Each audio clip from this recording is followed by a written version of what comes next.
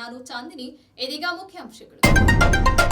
ಸಕಲೇಶಪುರದ ಮರಗುಂದ ಅರಣ್ಯದಲ್ಲಿ ಕಾಡಾನೆ ಕಳೇಬರ ಪತ್ತೆ, ಕಾದಾಟದಲ್ಲಿ ಮೃತಪಟ್ಟಿರುವ ಶಂಕೆ. ಒಳ ಮೀಸಲಾತಿ ಜಾರಿಗೆ ಒತ್ತಾಯಿಸಿ ವಿವಿಧ ಸಂಘಟನೆಗಳ ಪ್ರತಿಭಟನೆ.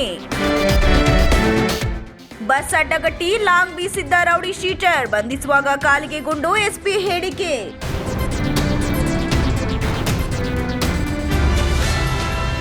ಸಕಲೇಶಪುರ ತಾಲೂಕಿನ ಹಾನುವಾಳು ಹೋಬಳಿ ಮರಗುಂದ ಗ್ರಾಮದ ಅರಣ್ಯ ಪ್ರದೇಶದಲ್ಲಿ ಆನೆ ಕಳೇಬರ ಪತ್ತೆಯಾಗಿದ್ದು ಕಾದಾಟದಲ್ಲಿ ಮೃತಪಟ್ಟಿದೆ ಎನ್ನಲಾಗಿದೆ. ಈ ಘಟನೆಯು ಕಾಡು ಪ್ರಾಣಿಗಳ ಬದುಕಿನ ಸಂವೇದನಾಶೀಲತೆ ಹಾಗೂ ಪರಿಸರದಲ್ಲಿ ನಡೆಯುವ ಕಠಿಣ ಅಸ್ತಿತ್ವ ಹೋರಾಟವನ್ನ ಬಿಂಬಿಸುತ್ತದೆ. ಸಕಲೇಶಪುರ ತಾಲೂಕಿನ ಮರಗುಂದ ಗ್ರಾಮದ ಅರಣ್ಯ ಪ್ರದೇಶದಲ್ಲಿ ಕಂಡುಬಂದ ಆನೆಯ ಕಳೇಬರವು ಪ್ರಕೃತಿಯ ನಿರ್ದಯ ತತ್ವಗಳನ್ನು ಸ್ಮರಿಸುವಂತಿದೆ. ಕಾಡು ಪ್ರಾಣಿಗಳ ಜೀವನ ಬಹುಪಾಲು ಅಜ್ಞಾತವಾಗಿದೆ. ಆನೆಗಳು ಪ್ರಬಲವಾದ ಸಾಮಾಜಿಕ ಬಾಂಧವ್ಯ ಹೊಂದಿದ್ದು ತಮ್ಮ ಗುಂಪಿನ ಸದಸ್ಯರೊಂದಿಗೆ ನಿಕಟ ಸಂಬಂಧ ಬೆಳೆಸಿಕೊಳ್ಳುತ್ತವೆ. ಆದರೆ ಕೆಲವು ಸಂದರ್ಭಗಳಲ್ಲಿ ಆನೆಗಳ ಮಧ್ಯೆ ತೀವ್ರ ಹೋರಾಟಗಳು ನಡೆಯುತ್ತವೆ. ಗಂಡು ಆನೆಗಳು ಪ್ರಾಬಲ್ಯಕ್ಕಾಗಿ ಹೋರಾಡುವುದು ಸಹಜವಾಗಿದ್ದು, ಇದಕ್ಕೆ ಪ್ರಣಯ, ಆಹಾರ ಸಂಪತ್ತು ಅಥವಾ ಪ್ರದೇಶದ ಪ್ರಾಬಲ್ಯ ಮುಖ್ಯ ಕಾರಣಗಳಾಗಿರಬಹುದು.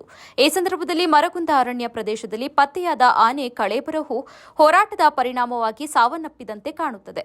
5-6 ದಿನಗಳ ಹಿಂದೆ ಸಾವನ್ನಪ್ಪಿದ ಶಂಕೆ ವ್ಯಕ್ತವಾಗಿದ್ದು, ಇದು ಕಾಡು ಪ್ರಾಣಿಗಳ ಪ್ರಾಕೃತಿಕ ಚಕ್ರದ ಒಂದು ಭಾಗವೆಂಬುದನ್ನು ತೋರಿಸುತ್ತದೆ. ಸೋಂಕು, ವಿಷಬಾಧೆ ಅಥವಾ ಬೇರೇನಾದರೂ ಅನಾಹುತವೇ ಈ ಸಾವಿಗೆ ಕಾರಣವೇ ಎಂಬುದನ್ನು ಇನ್ನಷ್ಟೇ ಸ್ಪಷ್ಟವಾಗಬೇಕಾಗಿದೆ. ಆದರೆ ಒಂದು ವಿಷಯ ಸ್ಪಷ್ಟ: ಕಾಡು ಪ್ರಾಣಿಗಳ ಬದುಕು ತೀವ್ರ ಅನಿಶ್ಚಿತತೆ ಮತ್ತು ಹೋರಾಟದಿಂದ ಕೂಡಿದೆ. ಇತ್ತೀಚಿನ ದಿನಗಳಲ್ಲಿ ಅರಣ್ಯ ಪ್ರದೇಶ ಕುಂಠಿತವಾಗ್ತಾ ಇರೋದ್ರಿಂದ ಕಾಡು ಪ್ರಾಣಿಗಳ ಮಧ್ಯೆ ಕ್ಷೇತ್ರಕ್ಕಾಗಿ ಹೋರಾಟ ಹೆಚ್ಚಾಗಿದೆ. ಇದರ ಜೊತೆಗೆ ಮನುಷ್ಯನು ಮಾಡಿದ ಪರಿಸರದ ಹಾನಿಯ ಪರಿಣಾಮವು ಈ ರೀತಿಯ ದುರ್ಘಟನೆಗಳಿಗೆ ಕಾರಣವಾಗಿರಬಹುದು. ಅರಣ್ಯ ಕಡಿತ, ಕೃಷಿ ಚಟುವಟಿಕೆಗಳು ಮತ್ತು ಮಾನವ ವಿಕಾಸ ಪ್ರಕ್ರಿಯೆ ಪ್ರಾಣಿಗಳ ಹೋರಾಟವನ್ನು ಮತ್ತಷ್ಟು ಗಂಭೀರವಾಗಿಸುತ್ತಿದೆ. ಅರಣ್ಯ ಇಲಾಖೆ ಈ ಬಗ್ಗೆ ಹೆಚ್ಚಿನ ತನಿಖೆ ನಡೆಸಿ ಪ್ರಾಣಿಗಳ ಬದುಕನ್ನು ಉಳಿಸಿಕೊಳ್ಳಲು ಸೂಕ್ತ ಕ್ರಮವನ್ನು ಕೈಗೊಳ್ಳಬೇಕಾಗಿದೆ. ಕಾಡು ಪ್ರಾಣಿಗಳ ರಕ್ಷಣೆಗೆ ಸರಿಯಾದ ನೀತಿ ನಿಯಮಗಳು ಇರಬೇಕಷ್ಟೇ ಅಲ್ಲ, ಅದನ್ನು ಕಟ್ಟುನಿಟ್ಟಾಗಿ ಅನುಸರಿಸುವ ಜವಾಬ್ದಾರಿ ನಮ್ಮೆಲ್ಲರ ಮೇಲೂ ಇದೆ. ಈ ದುಃಖದ ಘಟನೆ ಕೇವಲ ಆನೆಯ ಸಾವಿನ ಕುರಿತು ಬೆಳಕು ಚೆಲ್ಲುವುದಲ್ಲ, ಇಡೀ ಪರಿಸರ ಮತ್ತು ವನ್ಯಜೀವಿಗಳ ಸಂರಕ್ಷಣೆಯ ಬಗ್ಗೆ ಗಂಭೀರ ಚಿಂತನೆಗೆ ಕಾರಣವಾಗಬೇಕು. ಪರಿಸರ ಸಮತೋಲನವನ್ನು ಉಳಿಸುವುದರಲ್ಲಿ ನಾವು ಹೊಂದಿರುವ ಪಾತ್ರ ಹಾಗೂ ಜವಾಬ್ದಾರಿಯನ್ನು ಅರಿತು ಅವರಿಗಾಗಿ ನಾವು ಎಷ್ಟು ಕಾಳಜಿ ವಹಿಸುತ್ತೇವೆ ಎಂಬುದೇ ನಮ್ಮ ಮಾನವೀಯತೆಗಾಗಿ ಪರೀಕ್ಷೆಯಾಗಿದೆ. ರಾಜ್ಯ ಸರ್ಕಾರದ ಎಜೆ ಸದಾಶಿವ ಆಯೋಗದ ವರದಿಯನ್ನ ನಾಗಮೋಹನ್ ದಾಸ್ ಆಯೋಗಕ್ಕೆ ಕೂಡಲೇ ಹಸ್ತಾಂತರಿಸಬೇಕು ಮತ್ತು ಒಳ ಮೀಸಲಾತಿ ಜಾರಿ ಮಾಡಲು ಆಗ್ರಹಿಸಿ ಹಾಸನ ಜಿಲ್ಲಾಧಿಕಾರಿಗಳ ಕಚೇರಿ ಆವರಣದಲ್ಲಿ ಮಾದಿಗ ದಂಡೂರ ಸಂಘಟನೆಯಿಂದ ಪ್ರತಿಭಟಿಸಿ ಜಿಲ್ಲಾಡಳಿತಕ್ಕೆ ಮನವಿಯನ್ನ ಸಲ್ಲಿಸಿದರು. ಹೇಮಾವತಿ ಪ್ರತಿಮೆಯಿಂದ ಮೆರವಣಿಗೆ ಹೊರಟು ಜಿಲ್ಲಾಧಿಕಾರಿ ಕಚೇರಿ ಆವರಣದಲ್ಲಿರುವ ಅಂಬೇಡ್ಕರ್ ಪ್ರತಿಮೆಯ ಬಳಿ ಬೃಹತ್ ಪ್ರತಿಭಟನಾ ಧರಣಿಯನ್ನ ನಡೆಸಿದರು. ಇದೇ ವೇಳೆ ಮಾದಿಗ ದಂಡೂರ ಜಿಲ್ಲಾಧ್ಯಕ್ಷ ಮತ್ತು ರಾಜ್ಯ ಪ್ರಧಾನ ಕಾರ್ಯದರ್ಶಿ ಟಿಆರ್ ವಿಜಯಕುಮಾರ್ ಮಾಧ್ಯಮದವರೊಂದಿಗೆ ಮಾತನಾಡಿ, ದೇಶವೇ ತಿರುಗು ನೋಡುವಂತಹ ರಾಷ್ಟ್ರದಲ್ಲೇ ಸಂಚಲನ ಉಂಟು ಮಾಡಿರುವ ಆದಿ ಜಾಂಬವ ಸಮಾಜದ ಕುಲತಿಲಕ ಮಂದಾಕೃಷ್ಣ ಮಾದಿಗರವರಿಗೆ ಈ ಹೋರಾಟವನ್ನು ಅರ್ಪಣೆ ಮಾಡುತ್ತೇವೆ ಎಂದು ತಿಳಿಸಿದರು. ರಾಜ್ಯ ಕಾರ್ಯದರ್ಶಿ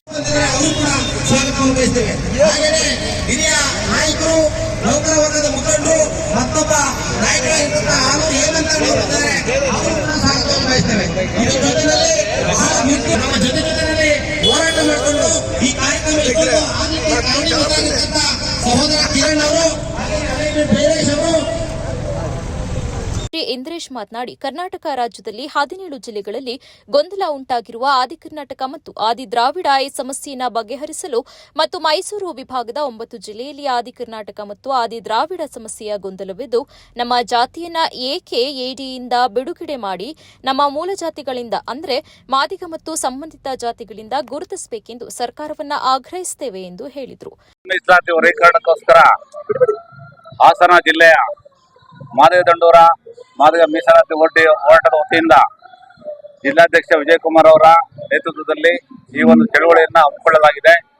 ಕಾರಣ ಏನಪ್ಪಾ ಅಂತಂದ್ರೆ, ಇತ್ತೀಚೆಗೆ ಸರ್ಕಾರ ಸುಪ್ರೀಂ ಕೋರ್ಟ್ ಆದೇಶವನ್ನ ಗಣನೆಗೆ ತೆಗೆದುಕೊಳ್ಳದೇನೆ ಮಾನ್ಯ ನಾಗಮೋಹನ್ ದಾಸ್ ಅವರ ಒಂದು ಆಯೋಗವನ್ನು ರಚನೆ ಮಾಡಿ ವಿನಾಕಾರಣ ವಿಳಂಬ ಮಾಡ್ತಾ ಇದೆ, ಕಾಲಹರಣ ಮಾಡ್ತಾ ಇದೆ.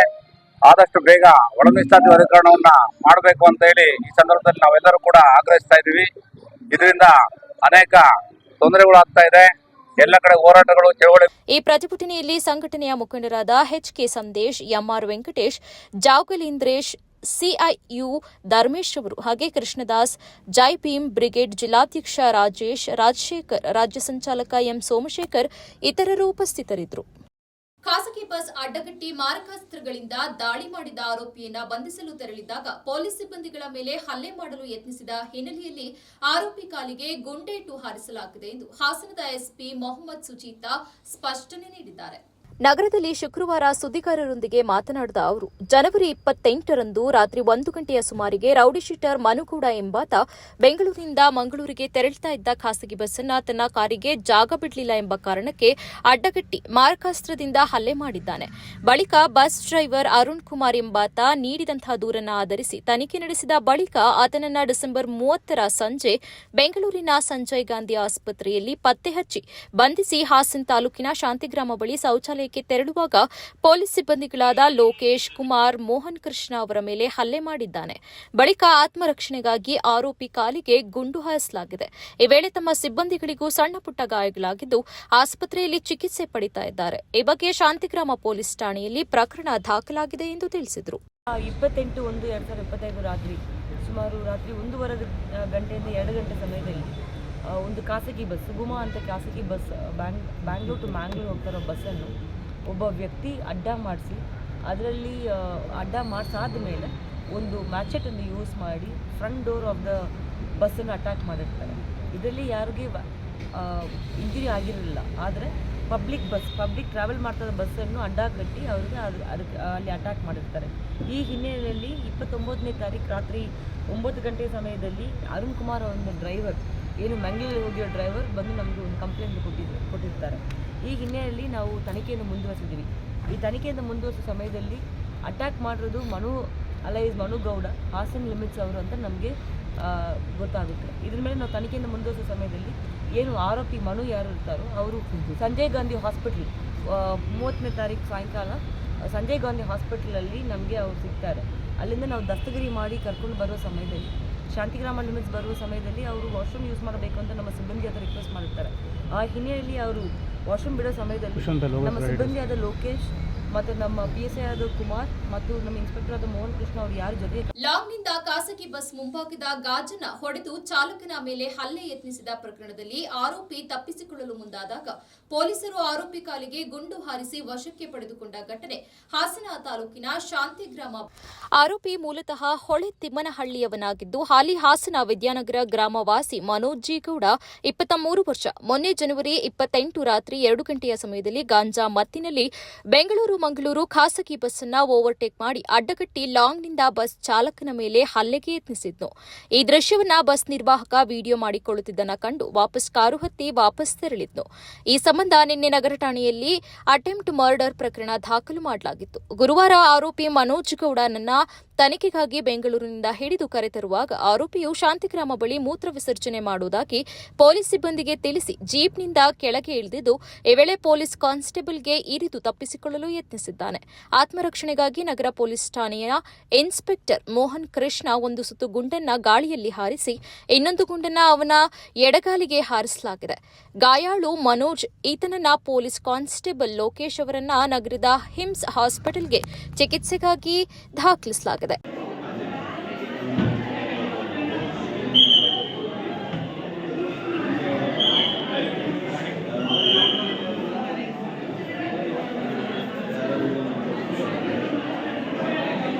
ಖಾಸಗಿ ಶಾಲಾ ಮಕ್ಕಳಂತೆ ಸರ್ಕಾರಿ ಶಾಲಾ ಮಕ್ಕಳನ್ನ ತಯಾರು ಮಾಡಬೇಕು, ಜೊತೆಗೆ ಎಸ್ಎಸ್ಎಲ್ಸಿಯಲ್ಲಿ 100ಕ್ಕೆ 100ರಷ್ಟು ಫಲಿತಾಂಶ ಪಡೆಯಬೇಕು ಎಂಬುದು ನಮ್ಮ ಪ್ರಮುಖ ಉದ್ದೇಶವಾಗಿದೆ ಎಂದು ಹಾಸನ ಜಿಲ್ಲಾ ಪಂಚಾಯತ್ ಮುಖ್ಯ ಕಾರ್ಯನಿರ್ವಹಣಾಧಿಕಾರಿ ಬಿಆರ್ ಪೂರ್ಣಿಮಾ ಕರೆ ನೀಡಿದರು. ನಗರದ ಜಿಲ್ಲಾ ಕನ್ನಡ ಸಾಹಿತ್ಯ ಪರಿಷತ್ತು ಭವನದಲ್ಲಿ ಜಿಲ್ಲಾ ಪಂಚಾಯತ್ ಶಾಲಾ ಶಿಕ್ಷಣ ಇಲಾಖೆ ಮತ್ತು ಜಿಲ್ಲಾ ಖಾಸಗಿ ಅನುದಾನಿತ ಪ್ರೌಢಶಾಲಾ ಮತ್ತು ಸಂಯುಕ್ತ ಪದವಿ ಪೂರ್ವ ಕಾಲೇಜು ನೌಕರರ ಸಂಘ ಇವರ ಸಹಯೋಗದಲ್ಲಿ ಶುಕ್ರವಾರದಂದು ಬೆಳಗ್ಗೆ ಹಮ್ಮಿಕೊಳ್ಳಲಾಗಿದ್ದ ಎಸ್ಎಸ್ಎಲ್ಸಿ ಫಲಿತಾಂಶ ಸುಧಾರಣಾ ಕಾರ್ಯಾಗಾರ ಪುರಸ್ಕಾರ ಹಾಗೂ ನಿವೃತ್ತ ನೌಕರರಿಗೆ ಸನ್ಮಾನ ಸಮಾರಂಭದಲ್ಲಿ ಭಾಗವಹಿಸಿ ಮಾತನಾಡಿದಂತ ಅವರು, ಶಾಲೆ ಬಿಟ್ಟ ಮಕ್ಕಳೆಂದರೆ ಸರಿಯಾಗಿ ಶಾಲೆಗೆ ಬಾರದ ಮಕ್ಕಳು ಕಂಡುಬಂದರೆ ಅಂತವರ ಮನೆಗೆ ಹೋಗಿ ಅವರ ಪೋಷಕರಿಗೆ ತಿಳುವಳಿಕೆಯನ್ನ ನೀಡುವುದು, ಮಕ್ಕಳು ಓದುವುದಕ್ಕೆ ಕಾಲಾವಕಾಶ ಮಾಡಿಕೊಡುವುದು, ಎಲ್ಲಾ ಮಕ್ಕಳಿಗೆ ಮತ್ತು ಪೋಷಕರಿಗೆ ಪತ್ರ ಬರೆದು ಅವರಿಗೆ ಒಂದು ಭರವಸೆ ಬರುವಂತೆ ಮಾಡಬೇಕು.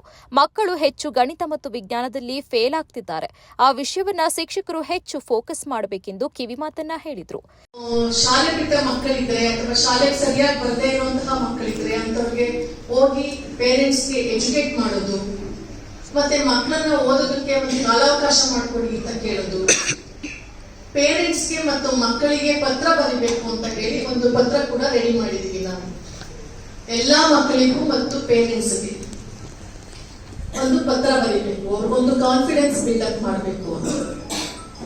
ನಿಮಗೆ ಗೊತ್ತಿರೋ ಹಾಗೆ ನಮ್ಮ ಮಕ್ಕಳು ಅತಿ ಹೆಚ್ಚು ಫೇಲ್ ಆಗೋದು ಮ್ಯಾಥ್ಸ್ ಮತ್ತೆ ಸೈನ್ಸ್ ಅಲ್ಲಿ. ಆ ಸಬ್ಜೆಕ್ಟ್ಗಳನ್ನ ಫೋಕಸ್ ಮಾಡಬೇಕು. ನಮ್ಮ ಖಾಸಗಿ ಶಾಲೆಗೆ ಸಂಬಂಧಿಸಿದಂತೆ ತಂದೆ ತಾಯಿನೂ ಆ ಮಕ್ಕಳ ಬಗ್ಗೆ ಆಸಕ್ತಿ ವಹಿಸ್ತಾರೆ, ನೀವು ಆಸಕ್ತಿ ವಹಿಸ್ತೀರಾ, ಒಳ್ಳೆ ಪರ್ಸೆಂಟೇಜ್ ಬರುತ್ತೆ. ಆದ್ರೆ ಯಾರು ಫೇಲ್ ಆಗಬಾರ್ದು, ಎಲ್ಲ 100% ರಿಸಲ್ಟ್ ಬರಬೇಕು ಅನ್ನೋದು ನಮ್ಮ ಉದ್ದೇಶ. ನಿಮ್ಮಲ್ಲೂ ಕೂಡ ಮಕ್ಕಳು ಯಾವ ಸಬ್ಜೆಕ್ಟ್ ಅಲ್ಲಿ ವೀಕ್ ಇದ್ದಾರೆ ಅನ್ನೋದನ್ನ ಐಡೆಂಟಿಫೈ ಮಾಡಿ ಸ್ಪೆಷಲ್ ಕ್ಲಾಸಸ್ ನ ಮಾಡಿ. ನಾವು ಬರೀ ಪಾಸ್ ಆಗದೆ ನಮ್ಮ ಉದ್ದೇಶ ಆಗಿರಬಾರ್ದು. ಅವ್ರ ಪರ್ಸೆಂಟೇಜ್ ಇಂಪ್ರೂವ್ ಆಗಿರ್ಬೇಕು, ಅವ್ರ ನಾಲೆಡ್ಜ್ ಇಂಪ್ರೂವ್ ಆಗಬೇಕು. ನಾಮಕಾವಸ್ಥೆ ಪಾಸ್ ಆಗಿ ಅವ್ರ ಮುಂದೆ ಹೋದ್ರೆ ಯಾವುದೇ ಪ್ರಯೋಜನ ಇಲ್ಲ. ಯಾಕೆಂದ್ರೆ ಕಾಂಪಿಟೇಟಿವ್ ವರ್ಲ್ಡ್ ಇದೆ, ಈಗ ದಿನೇ ದಿನೇ ಕಾಂಪಿಟೇಷನ್ ಜಾಸ್ತಿ ಆಗ್ತಾ ಇದೆ. ಆ ಕಾಂಪಿಟೇಷನ್ಗೆ ನಾವು ಆ ಮಕ್ಕಳನ್ನ ರೆಡಿ ಮಾಡಬೇಕಾಗತ್ತೆ. ಜನರಲ್ ನಾಲೆಡ್ಜ್ ಇರ್ಬೋದು, ನಿಮ್ಮ ಪಾಠದ ಜೊತೆಗೆ ಅವರಿಗೆ ಓದುವ ಅಭ್ಯಾಸ ಇರ್ಬೋದು, ರೀಡಿಂಗ್ ಮೆಥಡ್ ಅನ್ನ ಹೇಳ್ಕೊಡ್ಬೇಕಾಗತ್ತೆ. ಕೆಲವು ಮಕ್ಕಳು ತುಂಬಾ ಶಾರ್ಪ್ ಆಗಿರ್ತಾರೆ, ಕೆಲವು ಮಕ್ಕಳು ಓದೋದ್ರಲ್ಲಿ ಸ್ವಲ್ಪ ಹಿಂದೆ ಇರ್ತಾರೆ. ಅವ್ರಿಗೆ ರೀಡಿಂಗ್ ಮೆಥಡ್ ಅನ್ನ ಹೇಳ್ಕೊಡ್ಬೇಕಾಗುತ್ತೆ. ಮತ್ತೆ ಯಾವ ರೀತಿ ಅದನ್ನ ಅವ್ರ ಮೆಮೊರಿಲಿ ಇಟ್ಕೋಬೇಕು ಅನ್ನೋದನ್ನ ಹೇಳ್ಕೊಡ್ಬೇಕಾಗುತ್ತೆ. ನಾವೆಲ್ಲ KS ಎಕ್ಸಾಮ್ ಬರೀಬೇಕಾದ್ರೆ ನಾವು ಏನ್ ಓದಿರ್ತೀವಿ ಅದನ್ನ ಕಾಮ್ ಆಗಿರೋ ಸಮಯದಲ್ಲಿ ಅಥವಾ ಪ್ಲೇಸ್ ಅಲ್ಲಿ ಕೂತ್ಕೊಂಡು ಅದನ್ನ ರಿಕಾಲ್ ಮಾಡೋದು. ಏನ್ ಓದಿದ್ದೀನಿ ನಾನು, ಆ ರಿಕಾಲ್ ಮಾಡಿದ್ರೆ ನೀವು ಅದು ಹೆಚ್ಚು ಸಮಯ ನಮ್ಮ ತಲೆಯಲ್ಲಿ ಉಳಿಯುತ್ತೆ. ನಾವು ಓದ್ಬಿಟ್ಟು ಸುಮ್ಮನೆ ಏನೋ ಒಂದು ಕೆಲಸ ಮಾಡ್ಕೊಂಡು ಹೋದ್ರೆ ನಾನು ಏನ್ ಓದಿದ್ದೆ ಅನ್ನೋದು ನಮ್ಗೆ ಮರ್ತೋಗ್ಬಿಡುತ್ತೆ. ಬಟ್ ರಿಕಾಲ್ ಮಾಡಿದ್ರೆ ಇವತ್ತು ಏನ್ ಸಬ್ಜೆಕ್ಟ್, ಏನ್ ಪಾಯಿಂಟ್ಸ್, ಮತ್ತೆ ಓದಿದ ಮೇಲೆ ಯಾವ ರೀತಿ ಪಾಯಿಂಟ್ ಮಾಡಬೇಕು, ಅವಾಗ ಅವರು ನೋಟ್ಸ್ ಬುಕ್ಸ್ ಓದೋ ಪ್ರಮೇಯನೇ ಬರಲ್ಲ, ಪಾಯಿಂಟ್ಸ್ ಮಾಡಿ. ಈ ಕಾರ್ಯಕ್ರಮದಲ್ಲಿ ನಿವೃತ್ತ ಜಿಲ್ಲಾಧಿಕಾರಿ JB ತಮ್ಮಣ್ಣಗೌಡ, ಕ್ಷೇತ್ರ ಶಿಕ್ಷಣಾಧಿಕಾರಿ GN ಮಂಜುಳಾ, ಅರಸೀಕೆರೆ ಕ್ಷೇತ್ರ ಶಿಕ್ಷಣಾಧಿಕಾರಿ HP ಮೋಹನ್ಕುಮಾರ್, ರಾಜ್ಯ ಪ್ರೌಢಶಾಲಾ ಸಹ ಶಿಕ್ಷಕರ ಸಂಘದ ರಾಜ್ಯ ಕಾರ್ಯದರ್ಶಿ ರಾಮು ಗುಗ್ವಾಡ, ರಾಜ್ಯ ಸಹ ಕಾರ್ಯದರ್ಶಿ ದೇವರಾಜೇಗೌಡ, ಸರ್ಕಾರಿ ನೌಕರರ ಸಂಘದ ಜಿಲ್ಲಾಧ್ಯಕ್ಷ BP ಕೃಷ್ಣೇಗೌಡ, ಮುಖ್ಯೋಪಾಧ್ಯಾಯರ ಸಂಘದ ಜಿಲ್ಲಾಧ್ಯಕ್ಷ BL ಚಂದ್ರಪ್ಪ, ಪ್ರೌಢಶಾಲಾ ಸಹ ಶಿಕ್ಷಕರ ಸಂಘದ ಜಿಲ್ಲಾಧ್ಯಕ್ಷ HC ಬಸವರಾಜು, ಪ್ರಾಥಮಿಕ ಶಾಲಾ ಶಿಕ್ಷಕರ ಸಂಘದ ಜಿಲ್ಲಾಧ್ಯಕ್ಷ ಅಣ್ಣಪ್ಪ, ದೈಹಿಕ ಶಿಕ್ಷಕರ ಸಂಘದ ಜಿಲ್ಲಾಧ್ಯಕ್ಷ KL ಚಕ್ರಪಾಣಿ, ಅನುದಾನಿತ ಪ್ರಾಥಮಿಕ ಶಾಲಾ ಶಿಕ್ಷಕರ ಸಂಘದ ಜಿಲ್ಲಾಧ್ಯಕ್ಷ KB ಸತೀಶ್, ಲಿಪಿಕಾ ನೌಕರರ ಸಂಘದ ಜಿಲ್ಲಾಧ್ಯಕ್ಷ BN ಜಯರಾಮ್ ಹಾಗೂ ಜಿಲ್ಲಾ ಅನುದಾನಿತ ಶಾಲಾ ನೌಕರರ ಕಾರ್ಯಕಾರಿ ಸಮಿತಿಯ ಅಧ್ಯಕ್ಷ KB ಆನಂದ್, ಗೌರವಾಧ್ಯಕ್ಷ MM ನಟೇಶ್, ಪ್ರಧಾನ ಕಾರ್ಯದರ್ಶಿ SP ಕಲ್ಯಾಣ್ ಕುಮಾರ್, ಖಜಾಂಚಿ NH ನವೀನ್ ಕುಮಾರ್, ಉಪಾಧ್ಯಕ್ಷ Shriprakash, KL Jagadish, K Devaraju, KL Harish, GR Prashant, Sundaresh T Uluvare ಇತರರು ಉಪಸ್ಥಿತರಿದ್ದರು. ಅಕ್ರಮವಾಗಿ ಗುಡಿಸಲು ಹಾಕಲು ಮುಂದಾಗಿರುವ ಬಗ್ಗೆ ದೂರು ನೀಡಿದರೂ ಸಹ ಗುಡಿಸಲನ್ನ ತೆರವುಗೊಳಿಸಲು ವಿಫಲರಾಗಿರುವ ಬೇಲೂರು ತಹಸೀಲ್ದಾರರಾಗಿರುವಂತಹ ಮಮತಾ ಅವರನ್ನ ಕೂಡಲೇ ಸೇವೆಯಿಂದ ಅಮಾನತುಗೊಳಿಸುವಂತೆ ಡಿಸಿ ಕಚೇರಿ ಆವರಣದಲ್ಲಿ ಮಲ್ಲಾಪುರ ಗ್ರಾಮದಿಂದ ಪ್ರತಿಭಟಿಸಿ ಜಿಲ್ಲಾಡಳಿತಕ್ಕೆ ಮನವಿಯನ್ನ ಸಲ್ಲಿಸಿದರು.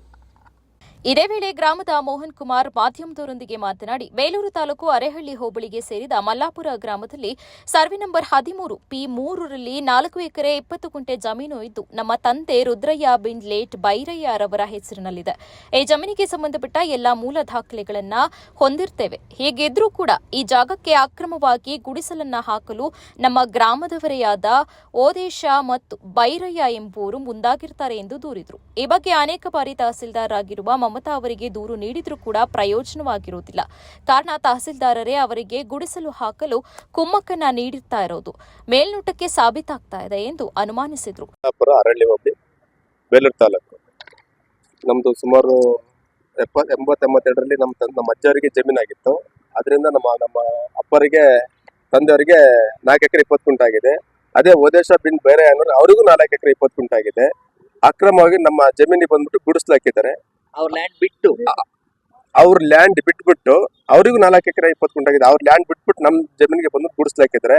ನಾವು ನಮ್ಮ ತಹಸೀಲ್ದಾರ್ ಅವರಿಗೆ ನಾವು ಅನೇಕ ಬಾರಿ ಕೊಟ್ಟಿರ್ತೀವಿ, ಅರ್ಜಿ ಕೊಟ್ಟಿರ್ತೀವಿ. ಅರ್ಜಿನ ಅವ್ರು ಏನ್ ಮಾಡ್ತಾರೆ, ತಗೊಂಡ್ಬಿಟ್ಟು ನಮ್ಗೆ ಯಾವ್ದೇ ರೀತಿ ರೆಸ್ಪಾನ್ಸ್ ಮಾಡಿಲ್ಲ. 4 ಸತಿ ಸರ್ವೆಗೆ ಬರ್ತಾರೆ. 4 ಸತಿ ಸರ್ವೆಗೆ ಬಂದಾಗ್ಲೂ ಸರ್ವೆ ಆಗುತ್ತೆ. ಇದು ಗುಡಿಸಲನ್ನ ತೆರವುಗೊಳಿಸಲ್ಲ. ಮತ್ತೆ ತಹಸೀಲ್ದಾರೇ ಖುದ್ದಾಗಿ ಸ್ಪಾಟಿಗೆ ಬರ್ತಾರೆ. ಅವತ್ತು ದಿವಸ ಅವ್ರ ಮನೆಯವರೆಲ್ಲರೂ ಕದ್ದು ಓಡೋಗಿರ್ತಾರೆ. ಅದ್ರ ಬಗ್ಗೆ ಯಾವ್ದೇ ರೀತಿ ಅವ್ರು ಆಕ್ಷನ್ ತಗೊಳೋದಿಲ್ಲ. ಇವರು ರಾಜಕೀಯ ಒತ್ತಡದಿಂದ ಹಿಂಗ್ ಮಾಡ್ತಿದ್ದಾರೋ ಅಥವಾ ಯಾವ್ದು ಆಮೇಲೆ ಸ್ಕೋಟಿ ಹಿಂಗ್ ಮಾಡ್ತಿರೋದು ನಮಗೆ ತಹಸೀಲ್ದಾರ್ ಬಗ್ಗೆ ನಮಗೆ ಗೊತ್ತಾಗ್ತಿಲ್ಲ. ಅದರಿಂದ ನಿಮ್ಮ ಮಾಧ್ಯಮದ ಮುಖಾಂತರ ನಾವೇನ್ ಕೇಳ್ಕೊಂತೀವಪ್ಪ ಅಂತಂದ್ರೆ, ನಮಗೆ ಸೂಕ್ತ ನ್ಯಾಯ ಕೊಡಿಸಿ, ಇನ್ನೇನು ಕೇಳಲ್ಲ. ಮತ್ತೆ ನಮ್ಮ ಜಾಗನ ಅವರು ಇದು ಗುಡಿಸಲನ್ನ ತೆರವುಗೊಳಿಸಿ ಅವ್ರ ಮೇಲೆ ಕಾನೂನು ಕ್ರಮ ಜರುಗಿಸ್ಬೇಕು. ಯಾರ ಮೇಲೆ ಇವರು ಗುಡಿಸ್ಲು ಹಾಕಿರೋರ ಮೇಲೆ ಯಾವ್ದು ರೀತಿ ಇದುವರೆಗೂ ಕಾನೂನು ಕ್ರಮ ಕೈಗೊಂಡಿರಲ್ಲ. ಈ ಪ್ರತಿಭಟನೆಯಲ್ಲಿ ಗ್ರಾಮದ ಮೋಹನ್ ಕುಟುಂಬದವರಾದಂತಹ ಕೆಆರ್ ಅನಿತಾ, ಶಿವಮ್ಮ, ಲಕ್ಷ್ಮಣ್, ಪ್ರಿಯಾಂಕಾ, ಚೇತನ್, ರುದ್ರಯ್ಯ ಇತರರು ಉಪಸ್ಥಿತರಿದ್ದರು.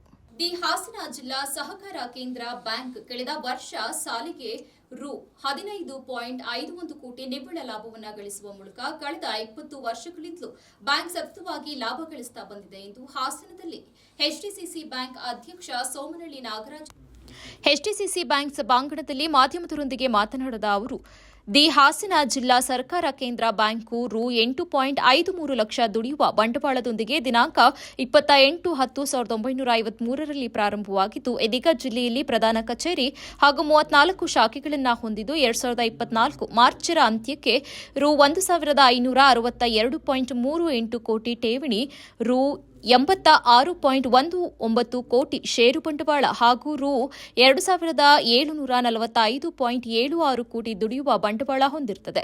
ಒಟ್ಟು ರು 1,932.11 ಕೋಟಿ ಸಾಲ ವಿತರಿಸಲಾಗ್ತಾ ಇದೆ. ನಮ್ಮ ಬ್ಯಾಂಕು ಒಟ್ಟು 4,50,000 ಗ್ರಾಹಕರನ್ನ ಹೊಂದಿದ್ದು, ರೈತರಿಗೆ ಹಾಗೂ ಗ್ರಾಹಕರಿಗೆ ನಿರಂತರವಾಗಿ ಸೇವೆ ಸಲ್ಲಿಸಲಾಗ್ತಾ ಇರುತ್ತದೆ. ಬ್ಯಾಂಕ್ ಸತತವಾಗಿ 20 ವರ್ಷಗಳಿಂದ ಲಾಭ ಗಳಿಸ್ತಾ ಇದ್ದು, 2023-24ನೇ ಸಾಲಿಗೆ ರು 15.51 ಕೋಟಿ ನಿವ್ವಳ ಲಾಭವನ್ನು ಗಳಿಸಿರುತ್ತದೆ. ಬ್ಯಾಂಕು ಬಹುಮುಖ್ಯವಾಗಿ ಕೃಷಿ ಕ್ಷೇತ್ರಕ್ಕೆ ಹೆಚ್ಚಿನ ಸಾಲ ಸೌಲಭ್ಯ ನೀಡುತ್ತಾ ಇದ್ದು, ಜಿಲ್ಲೆಯಲ್ಲಿರುವ 212 ಪ್ರಾಥಮಿಕ ಕೃಷಿ ಪತ್ತಿನ ಸಹಕಾರ ಸಂಘಗಳ ಮೂಲಕ 1,98,139 ರೈತರಿಗೆ ಶೂನ್ಯ ಬಡ್ಡಿ ದರದಲ್ಲಿ ಅಲ್ಪಾವಧಿ ಬೆಳೆ ಸಾಲವಾಗಿ ರು 1,132.24 ಕೋಟಿ ಮತ್ತು 2,288 ರೈತರಿಗೆ ವಿವಿಧ ಉದ್ದೇಶಗಳಿಗೆ ಮಧ್ಯಮಾವಧಿ ಸಾಲವಾಗಿ ರು 152.31 ಕೋಟಿ ಸಾಲ ನೀಡಲಾಗ್ತಾ ಇದೆ ಎಂದು ಹೇಳಿದರು. ಮಾಡಿಟ್ಟು ಸಾಲ ಕೊಡುವಂತ ಒಂದು ಸೌಲಭ್ಯವನ್ನ ಸುಮಾರು ಅದಕ್ಕೆ ಚಿನ್ನಾಭರಣ ಸಾಲ ಇರಬಹುದು 663 ಕೋಟಿ 26 ಲಕ್ಷ ಸಾಲವನ್ನ, ಕೃಷಿಯೇತರ ಸಾಲಕ್ಕೂ ಸಹ ನಾವು ಬ್ಯಾಂಕ್ ವತಿಯಿಂದ ಸಾಲ ಸೌಲಭ್ಯನ ಮಾಡಿಕೊಟ್ಟಿದ್ದೇವೆ. ಜೊತೆಗೆ ಏನಿವತ್ತು ಮೊದಲೇ ಹೇಳಿದೆ, ರಸಗೊಬ್ಬರ ಮತ್ತು ಬೀಜ, ಕೃಷಿ ಉಪಕರಣಗಳನ್ನು ಮಾರಾಟ ಮಾಡಲಿಕ್ಕೆ ಅದಕ್ಕೂ ಸಹ ಕೆಲವು ಪ್ಯಾಕ್ಸ್ಗಳಿಗೆ ಎಲ್ಲಿ ಆರ್ಥಿಕ ಕೊರತೆ ಇದೆಯೋ ಅಂಥ ಪ್ಯಾಕ್ಸ್ಗಳಿಂದ ನಮಗೆ ಅಲ್ಲಿ ಅರ್ಜಿ ಬಂದಂಥ ಪ್ಯಾಕ್ಸ್ಗಳಿಗೆ ಈಗಾಗಲೇ ನಾವು ಸುಮಾರು 34 ಕೋಟಿ ಆ ಸಾಲ ಸೌಲಭ್ಯನೂ ಸಹ ನಾವು ಇದರಿಂದ ಕೊಟ್ಟಿದ್ದೀವಿ. ಇಷ್ಟೆಲ್ಲ ಸಾಲ ಸೌಲಭ್ಯ ಕೊಡೋದು ಒಂದು ಕಡೆ ಆದರೆ, ಇವತ್ತು ಜಿಲ್ಲೆನಲ್ಲಿ 1,98,139 ಜನ ರೈತರಿಗೆ ಇವತ್ತು ಕೇಂದ್ರ ಸರ್ಕಾರದ ಆರೋಗ್ಯ ವಿಮೆ ಏನು PMJJY ಮತ್ತು PMSBY, PMJJY ಹೇಳಿ ಸುಮಾರು ಅವರು ವಯಸ್ಸಿನ ಮಿತಿ 18ರಿಂದ 50 ವರ್ಷ. ಅವರಿಗೆ ಪ್ರೀಮಿಯಮು 436 ರೂಪಾಯಿ ಇರ್ತದೆ ವಾರ್ಷಿಕ ಪ್ರೀಮಿಯಮು. ಸುಮಾರು 40 ಅಪಘಾತದಲ್ಲಿ ಮರಣ ಹೊಂದಿದಂಥ ರೈತರಿಗೆ 2 ಲಕ್ಷದವರೆಗೂ ಒಂದು ಆರ್ಥಿಕ ಪರಿಹಾರವನ್ನು ಪಡೆಯಲಿಕ್ಕೆ ಅವಕಾಶ ಇದೆ. ಜೊತೆಗೆ ಅವರು ಸಹಜ ಸಾವನ್ನು ಸಹ ಅಲ್ಲೂ ಮರಣ ಹೊಂದಿದ್ರೆ ಅವರಿಗೂ ಸಹ ಈ ಯೋಜನೆಯಲ್ಲಿ PMJJYನಲ್ಲಿ 2 ಲಕ್ಷ ಪರಿಹಾರವನ್ನು ಪಡೆಯಲಿಕ್ಕೆ ಅವಕಾಶ ಇದೆ. ಸುಮಾರು 40 ಜನ ರೈತರಿಗೆ 2023-24 ಸಾಲಿನಲ್ಲಿ 80 ಲಕ್ಷ ಪರಿಹಾರ ನಮ್ಮ ಜಿಲ್ಲೆಯ ರೈತರಿಗೆ ಬಂದಿದೆ. ಜೊತೆಗೆ ಇನ್ನೊಂದು ಯೋಜನೆ PMSBY ಅಂತ, ಅದಕ್ಕೆ ವಯಸ್ಸಿನ ಮಿತಿ 18ರಿಂದ 70 ವರ್ಷ, ಅದಕ್ಕೆ ಪ್ರೀಮಿಯಮು 20 ರೂಪಾಯಿ. ಅದು ಸುಮಾರು ಅದು ಮಾತ್ರ ಅಪಘಾತದಲ್ಲಿ ಮರಣ ಹೊಂದಿದಂಥ ರೈತರಿಗೆ 2 ಲಕ್ಷದವರೆಗೂ ಪರಿಹಾರ ಇದೆ. ಮತ್ತೆ ಅಂಗವೈಕಲ್ಯತೆಯನ್ನು ಆದರೆ 1 ಲಕ್ಷದವರೆಗೂ ಪರಿಹಾರ ಇದೆ. ಸುಮಾರು 16 ಜನ ರೈತರಿಗೆ 32 ಲಕ್ಷ 2023-24 ಸಾಲಿನಲ್ಲಿ ಅವರಿಗೆ ಒಂದು ಪರಿಹಾರ ಸೌಲಭ್ಯ ಸಿಕ್ಕಿದೆ. ಇವತ್ತೇನು ಇನ್ನೊಂದು ಸಹ ನಮ್ಮಲ್ಲಿ 1,98,000 ಜನ ರೈತರು ನಮ್ಮಲ್ಲಿ ರೈತರ ಸದಸ್ಯರಿದ್ದಾರೆ. ಇಲ್ಲಿ ನೋಂದಾಯಿತ ಸದಸ್ಯ. ಈ ಸುದ್ದಿಗೋಷ್ಠಿಯಲ್ಲಿ HDCC ಬ್ಯಾಂಕ್ ಉಪಾಧ್ಯಕ್ಷ ಬಂಡೇಗೌಡ ರಾಜಣ್ಣ, ಮಾಜಿ ಅಧ್ಯಕ್ಷ ಮತ್ತು ಹಾಲಿ ನಿರ್ದೇಶಕರಾದ ಹೊನ್ನವಳ್ಳಿ ಸತೀಶ್, ಜಗದೀಶ್, ಎಂಎನ್ ನಾಗರಾಜು, ಬುದಿರೆಕೆರೆ ಜಯರಾಮ, ರಾಮಸ್ವಾಮಿ, ಚನ್ನೇಗೌಡ, ದೀಪಕ್, ದೇವೇಗೌಡ ಇತರರು ಉಪಸ್ಥಿತರಿದ್ದರು. ಯುಜಿಡಿ ಮ್ಯಾನ್ಹೋಲ್ ಅನ್ನ ಕಿಡಿಗೇಡಿಗಳು ಬ್ಲಾಕ್ ಮಾಡಿದ್ದಾರೆ. ಈ ವೇಳೆ ಬೇಲೂರು ಪುರಸಭಾ ಅಧ್ಯಕ್ಷ AR ಅಶೋಕ್ ಭೇಟಿ ನೀಡಿ ಪುರಸಭೆಯ ಸಿಬ್ಬಂದಿಗಳಿಗೆ ಸೂಚನೆಯನ್ನ ನೀಡಿ ಮ್ಯಾನ್ಹೋಲ್ಗೆ ಹಾಕಿದ ಕಸ, ಇತರೆ ವಸ್ತುಗಳನ್ನು ತೆಗೆಸಿ ನೀರು ಸರಾಗವಾಗಿ ಹೋಗುವಂತೆ ಮಾಡಿಕೊಟ್ರು. ಈ ಸಂದರ್ಭದಲ್ಲಿ ಮಾತನಾಡಿದ ಪುರಸಭೆಯ ಅಧ್ಯಕ್ಷ AR ಅಶೋಕ್, ಪಟ್ಟಣದ ಹೊಳೆ ಬೀದಿಯ 6ನೇ ವಾರ್ಡ್ನಲ್ಲಿ ಯುಜಿಡಿಯ ಮ್ಯಾನ್ಹೋಲ್ಗೆ ಕಿಡಿಗೇಡಿಗಳು ಮರಳು ತುಂಬಿದ ಚೀಲ ಹಾಗೂ ಕಲ್ಲನ್ನ ಹಾಕಿ ಯುಜಿಡಿ ನೀರು ಸರಾಗವಾಗಿ ಹೋಗದಂತೆ ಬಂದ್ ಮಾಡಿದ್ರು. ಇಲ್ಲಿ ನೀರು ಕಟ್ಟಿ ಹೊಲ ಮತ್ತು ಗದ್ದೆಗಳಿಗೆ ಹಾಗೂ ರಸ್ತೆಗೆ ಯುಜಿಡಿ ನೀರು ಹೋಗಿ ಕಲುಷಿತವಾಗ್ತಾ ಇತ್ತು. ನಮಗೆ ಮಾಹಿತಿ ಬಂದ ತಕ್ಷಣ ನಾವು ಸ್ಥಳಕ್ಕೆ ಹೋಗಿ ನೋಡಿದಾಗ ಯಾರೋ ಕಿಡಿಗೇಡಿಗಳು ಈ ಕೆಲಸವನ್ನ ಮಾಡಿದ್ದು ಕಂಡು ಬಂದಿದ್ದು. ಇಲ್ಲಿ ಯಾವುದೇ ಸಿಸಿಟಿವಿ ಕ್ಯಾಮೆರಾಗಳಿಲ್ಲ. ಇಲ್ಲಿ ಯಾರಿಗಾದರೂ ಅನುಮಾನ ಬಂದ್ರೆ ನಮಗೆ ತಿಳಿಸಿ, ಅಂತವರ ವಿರುದ್ಧ ಕ್ರಮವನ್ನ ಕೈಗೊಂಡು FIR ಹಾಕಿಸಲಾಗುವುದು ಎಂದು ತಿಳಿಸಿದಲ್ಲದೆ, ಯುಜಿಡಿ ನೀರು ದೇವಸ್ಥಾನದಿಂದ ಕೆಳಗೆ ಹೊಳೆಬೀದಿಯ ಯುಜಿಡಿವರೆಗೂ ಹರಿಯುತ್ತದೆ. ಈ ರೀತಿ ಅನಾಗರಿಕರಂತೆ ವರ್ತಿಸಿ ಮ್ಯಾನ್ಹೋಲ್ ಮುಚ್ಚುವುದು, ಇಂತಹ ಕೆಲಸ ಮಾಡಿದ್ರೆ ಸಾಕಷ್ಟು ತೊಂದರೆಯಾಗುವುದಲ್ಲದೆ ಯುಜಿಡಿ ಸಮಸ್ಯೆ ಇನ್ನಷ್ಟು ದೊಡ್ಡದಾಗುತ್ತದೆ. ಆದ್ರಿಂದ ಯಾರು ಕೂಡ ಇಂತಹ ಕೆಲಸ ಮಾಡಬಾರದು. ಒಂದ್ ವೇಳೆ ಮಾಡಿದ್ರೆ ಅಂತವರ ವಿರುದ್ಧ ಕಠಿಣ ಕ್ರಮ ಕೈಗೊಳ್ಳಲಾಗುವುದು ಎಂದು ಎಚ್ಚರಿಕೆಯನ್ನ ನೀಡಿದ್ರು. ಇವತ್ತು ಈ ಮ್ಯಾನ್ಯುವಲ್ ಒಳಗಡೆ ಯಾರೋ ಕಿಡಿಗೇಡಿಗಳು ಬರಪಲ್ಲಿ ತೋರಿಸೋದನ್ನು ಕಿಡಿಗೇಡಿಗಳು ನೋಡಿ, ಚೀಲನ ಕಲ್ಲು ಮತ್ತು ಚೀಲದೊಳಗೆ ಮರಳನ್ನು ಕಟ್ಟಿ ಒಳಗಡೆ ಹಾಕಿ ಲಾಕ್ ಮಾಡಿಬಿಟ್ಟಿದ್ದಾರೆ. ಮುಂದಕ್ಕೆ ಹೋಗಬಾರ್ದು ಅನ್ನೋ ಉದ್ದೇಶನ ಏನೋ ಗೊತ್ತಿಲ್ಲ. ಹೊತ್ತಿಲ್ಲ ಈ ಥರ ಮಾಡಿದರೆ ಇಡೀ ಊರಿಂದು ನೀರು ಯುಜಿಡಿ ನೀರು ಕಟ್ಕೊಂಡು ನೋಡಿ, ಇಲ್ಲೆಲ್ಲ ಗದ್ದೆ ಹರಿದು ಪೂರ್ತಿ ಇಲ್ಲೆಲ್ಲ ತುಂಬ್ಕೊಂಡಿದೆ. ಈ ಥರ ಮಾಡಿದರೆ ಯಾವ ಥರ ಅಂತೇಳಿ ನಾವು ಇದು ಮಾಡೋದು? ನಮಗೇನು CC ಕ್ಯಾಮ್ರಾ ಇಲ್ಲ, ಯಾರನ್ನ ಅಂತ ಹೇಳಿ ದೂರೋದು? ಈ ಥರ ಯಾರೂ ದಯಮಾಡಿ ಈ ಥರ ಮಾಡಬಾರ್ದು ಅಂತ ಈ ಒಂದು ಸಂದರ್ಭದಲ್ಲಿ ಹೇಳ್ತೀನಿ. ಈ ಥರ ಇಲ್ಲಿ ಮಾಡಿದರೆ ಹೊಳೆ ಬೀದಿ ಲಾಸ್ಟು. ಈ ಸಂದರ್ಭದಲ್ಲಿ ವಾರ್ಡ್ ಸದಸ್ಯರಾದ ಸೌಮ್ಯ, ಸುಬ್ರಹ್ಮಣ್ಯ, ಪುರಸಭೆ ಆರೋಗ್ಯ ಅಧಿಕಾರಿ ಲೋಹಿತ್ ಹಾಗೂ ಸಿಬ್ಬಂದಿಗಳು ಹಾಜರಿದ್ದರು. ಹಾಸನ ರಿಗ್ ಅಸೋಸಿಯೇಷನ್ ಮಾಲೀಕರು ಮತ್ತು ಏಜೆಂಟರ ಸಂಘದ ವತಿಯಿಂದ ಕೊಳವೆಬಾವಿ ಕೊರೆಯಲು ಈ ಬಾರಿ ರೈತರ ಅನುಕೂಲಕ್ಕಾಗಿ ಪ್ರತಿ ಅಡಿಗೆ 105 ರು ನಿಗದಿ ಮಾಡಲಾಗಿದೆ ಎಂದು ಸಂಘದ ಖಜಾಂಚಿ GC ಶಿವಣ್ಣ ಅವರು ನಗರದಲ್ಲಿ ಇಂದು ಈ ಬಗ್ಗೆ ಮಾಹಿತಿ ನೀಡಿರುವ ಅವರು, ಹಾಸನ, ಆಲೂರು, ಸಕಲೇಶಪುರ 3 ತಾಲೂಕುಗಳ ಲಾರಿ ಮಾಲೀಕರು ಸೇರಿ ಸಂಘ ಸ್ಥಾಪಿಸಿಕೊಂಡು ಕಳೆದ 6 ವರ್ಷಗಳಿಂದ ಕೆಲಸ ಮಾಡಿಕೊಂಡು ಬಂದಿದ್ದೇವೆ. ತಮ್ಮ ಸಂಘದಲ್ಲಿ 50 ಜನ ಸದಸ್ಯರಿದ್ದು ರೈತರ ಅನುಕೂಲಕ್ಕಾಗಿ ಕೆಲಸ ಮಾಡುತ್ತಿದ್ದೇವೆ ಎಂದು ಮಾಹಿತಿ ನೀಡಿದರು. 3 ತಾಲೂಕುಗಳು ಸೇರಿಕೊಂಡು ಹಾಸನ ರಿಗ್ ಮಾಲೀಕರು ಮತ್ತು ಏಜೆಂಟರುಗಳ ಸಂಘ ಅಂತ ಮಾಡ್ಕೊಂಡಿದ್ದೀವಿ. 6 ವರ್ಷ ಆಯಿತು ಸಂಘ ಮಾಡಿ. ನಮ್ಮ ಸಂಘ ತುಂಬ ಚೆನ್ನಾಗಿ ನಡ್ಕೊಂಡು ಹೋಗ್ತಾಯಿದೆ. 50 ಜನ ಮೆಂಬರ್ ಇದ್ದಾರೆ ಸಂಘದಲ್ಲಿ, 10 ಜನ ಓನರ್ಸ್ ಇದ್ದಾರೆ. ನಮ್ಮ ಸಂಘದಲ್ಲಿ ನಾವು 3 ದಿನದಿಂದ ಒಂದು ಎಲ್ಲರನ್ನೂ ಕರೆದು ಯಾವುದೇ ರೈತರಿಗೆ ಭಿನ್ನಾಭಿಪ್ರಾಯ ಉಂಟಾಗಬಾರ್ದು. ಗ್ರಾಹಕರಿಗೂ ಕೂಡ ಒಂದೊಂದು ರೇಟು, ಒಬ್ಬರು 110 ರೂಪಾಯಿ ಹೇಳ್ತಾರೆ, ಒಬ್ಬರು 115 ರೂಪಾಯಿ ಹೇಳ್ತಾರೆ. ಹಾಗಾಗಿ ಎಲ್ಲ ನಮ್ಮ ಸಂಘದ ಸರ್ವ ಸದಸ್ಯರ ಸಭೆಯನ್ನು ನಡೆಸಿ 105 ರೂಪಾಯಿ ಒಂದು ಅಡಿಗೆ ಅಂತ ಹೇಳ್ಬಿಟ್ಟು ಫಿಕ್ಸ್ ಮಾಡಿದ್ದೀವಿ. ಸಂಘದ ಅಧ್ಯಕ್ಷರು, ಸೆಕ್ರೆಟರಿ ಎಲ್ಲ ಮೆಂಬರ್ ಸೇರಿ ದಯಮಾಡಿ ಎಲ್ಲ ರೈತರು ಮತ್ತು ಗ್ರಾಹಕರು ಈ ಒಂದು 105 ರೂಪಾಯಿಯನ್ನು ಕೊಟ್ಟು ಸಹಕರಿಸಬೇಕು ಅಂತ ಕೇಳ್ಕೊತಾ ಇದ್ದೀವಿ.